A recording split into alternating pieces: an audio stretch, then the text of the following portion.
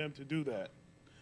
The back wages will help Brooklyn warehouse workers, concierge, superintendents, doormen, porters, other building service workers to get back on their feet after being grossly underpaid. This also sends a clear message to employers across the city that workers' wages and benefits must be paid properly. It's not an option to break the law at the expense of working people here in our state. Attorney Generals James and Comptroller Stringer, we thank you for upholding the law on behalf of working New Yorkers. I'm happy to turn the podium over to my sister and Attorney General of the state of New York, someone who has been on the front lines her entire career fighting for working families. I know this not because I read it in the paper, because in a lot of those fights I was standing side by side with her. So, Tish James, our state's Attorney General. Thank you so much. I appreciate it. Great. So you guys are a little quiet. I'm used to going into 32 BJ, and there's more energy. So I say 32. BJ. 32. BJ. There you go. The media needs to feel a sense of this. So it's great to be here with President Kyle Bragg, and of course New York City Comptroller Scott Stringer, and of course all of the workers. So my office, in partnership with the Office of the City Comptroller, Scott Stringer, we conducted an investigation that found for years the developers and landlords of a luxury apartment building in my beloved downtown Brooklyn. They swindled their building service employees out of their hard-earned wages. It's called wage theft, plain and simple, and there's no other way to describe it. And not only did these landlords fraudulently obtain tax breaks, they stole from taxpayers as well, and they also underpaid their workers.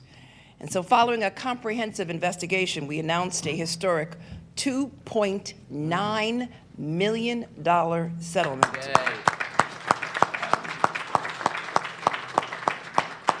A $2.9 million settlement with the developers and the landlords of 180 Nassau Street in my former councilmatic district, for willfully violating prevailing wage requirements under New York state law by underpaying building service employees and withholding benefits.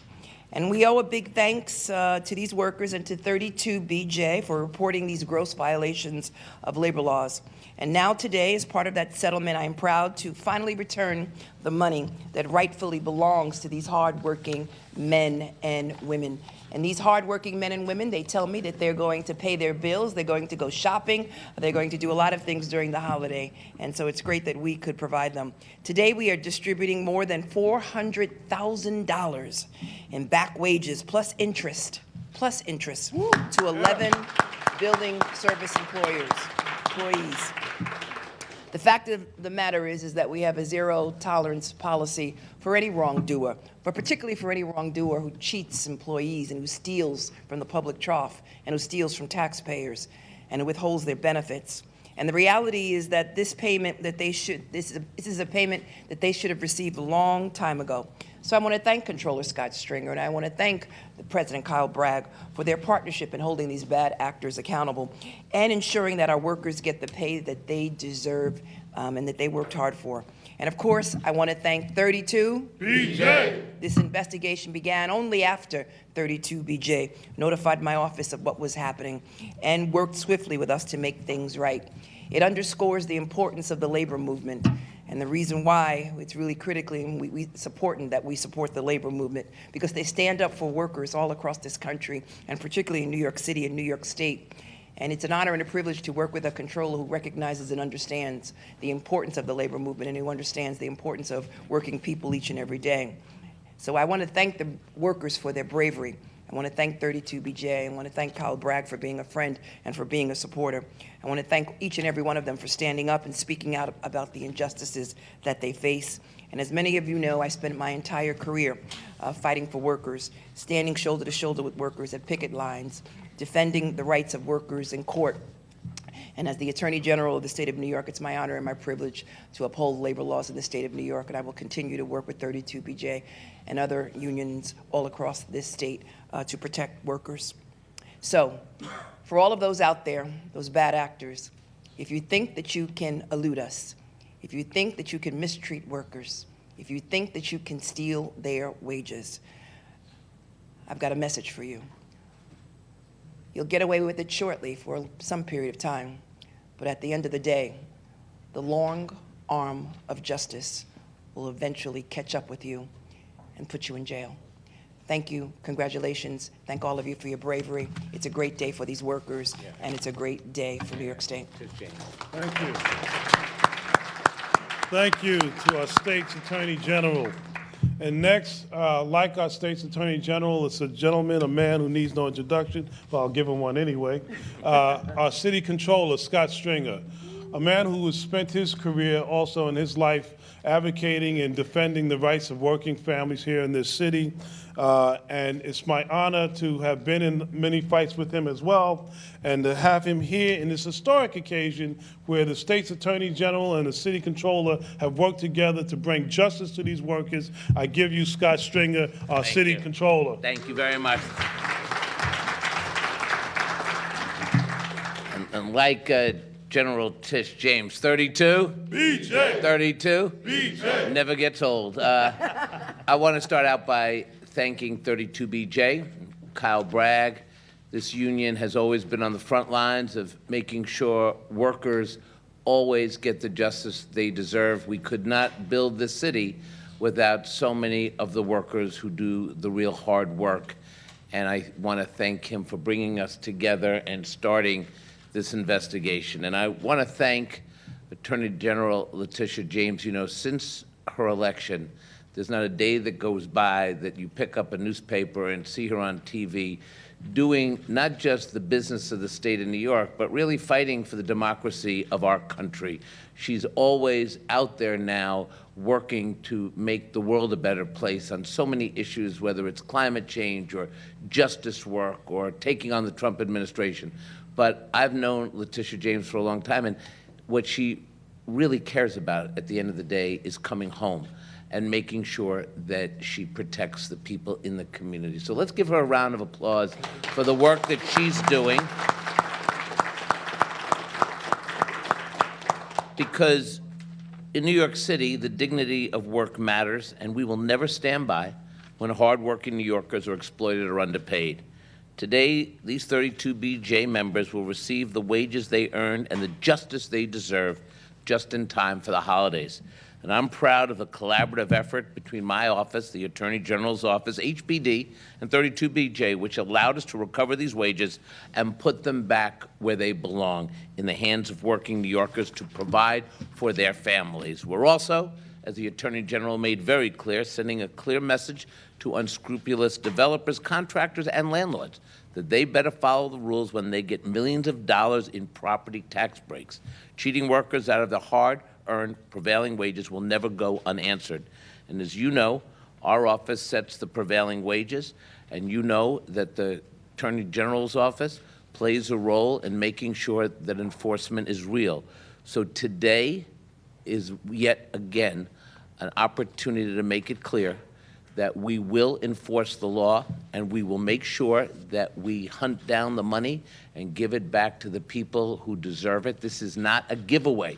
This is not anything but the actual wages of people who did the work. So this is not charity. This is simply getting people the work, the money they did for an honest day's pay. And I want to thank my office, Dean Kokoris, Mike Turilli, Eduardo Penaloza, Will Guerin, all the people in our office, all the hardworking attorneys in Tish James's office. When we come together as union, Attorney General and Controller's office, there's nothing that can happen when we all are working together. So happy holidays, and we're really excited to be here. Thank you all, 32BJ. Thank you.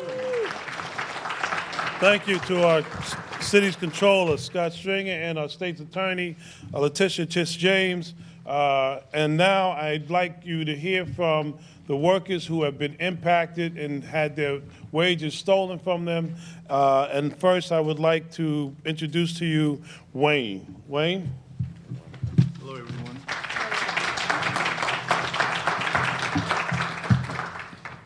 My name is Wayne, and I have been a porter at 180 since it opened 5.5 years ago. Me and my coworkers always give the tenants and the employer everything we have. It was frustrating for us that our employer choose to steal money from us.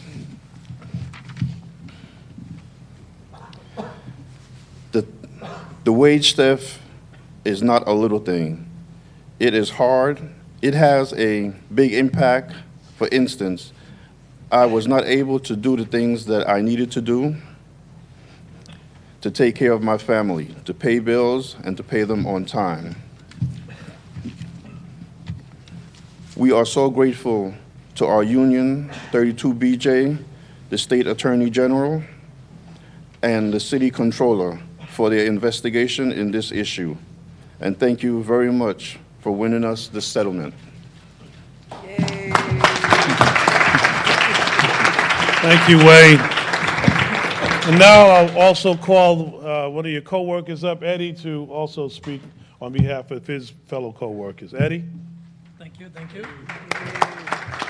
Well, it's been a long journey. I'm gonna speak in Spanish about a little bit of like the things that we went through. It was tough for us, you know, we deserved to get the benefits and they were stealing from us. Estaban robándonos nuestros beneficios y gracias a los abogados, a 32 BJs y al City Controller por luchar por nosotros, los que no tenemos una voz y ganamos. We made it.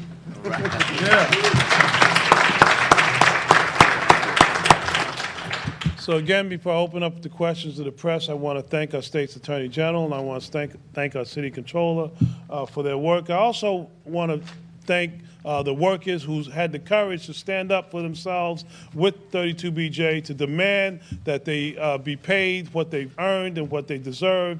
And it's such a glorious moment for us together to have this come at a time in which they probably need their money the most, as they need their money all year round. But I'm sure it comes at a time where they are able then to do more for themselves and their families. So with that, I'll open the floor for questions if there are any.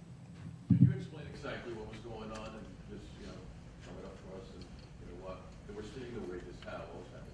Yeah, well, the employer was greedy. He held back wages from these workers that he wasn't supposed to. There's a prevailing wage that is mandated by the state and city. They did not live up to their obligations by paying those wages and benefits that are associated with that prevailing wage. And between the work of the workers themselves, providing the information that was necessary to do the calculations, and the union working with them directly, and then turning it over to our Attorney General's office and the Comptroller's office, we caught them with their hands in these workers' pockets and been able to now bring justice to those workers through the collective work of our two elected officials here to bring justice to these workers, and now they have the wages that they've earned and deserve, and we will keep our eye on them to make sure that they get the wages that they earn and deserve going forward. Can you also give us a breakdown of the settlement? It's $2.9 million. I know a lot of that goes into supposed legal fees, but how do you break it down? Why do they get $400,000 if there's a remaining amount there? I just want to understand. I'm sorry, I don't have the breakdown. It varies. It varies from worker to worker, and so But we can get you a breakdown. Just the, it's a $2.9 million global settlement. $400,000 is owed in prevailing wages. 32BJ also, because being the important whistleblower in this, is part of the settlement. The Attorney General gave us the clawback, the tax clawbacks, and damages for the whistleblowers. So the Attorney General's office played a huge role bringing the package, the settlement package together. Our role is is to enforce the prevailing wage and recover that money. So this was a joint effort between the three stakeholders that resulted in the workers. And we can give you the actual numbers.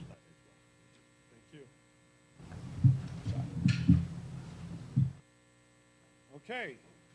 Hearing no more questions, I want to thank everyone for being here, and I will turn it over to our. We'll do it on the side. We'll do it on the side. We'll do it on the side? Yeah. You want to do it right? Yeah, right. So before everyone leaves, there's two things. First, In response to your question, the controller is going to actually give out the checks to each of the workers, and each of the checks, they vary from worker to worker. And then I give out the total sum. Come on, guys.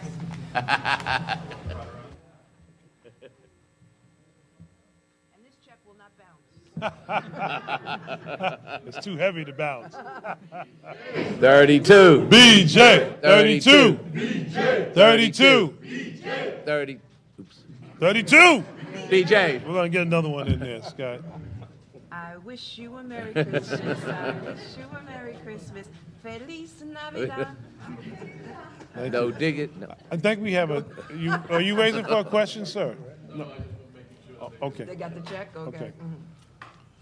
all right. Ready? Controller, you want to do your thing? All right, come with us. Okay. Guys, Where are you going to do it? I guess off to the side. This way? We're gonna do it off to the side. Okay. Okay.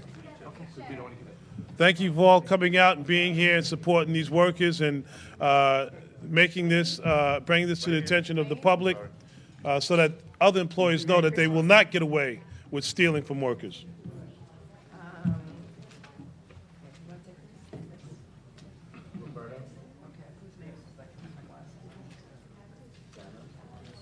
Arton, congratulations.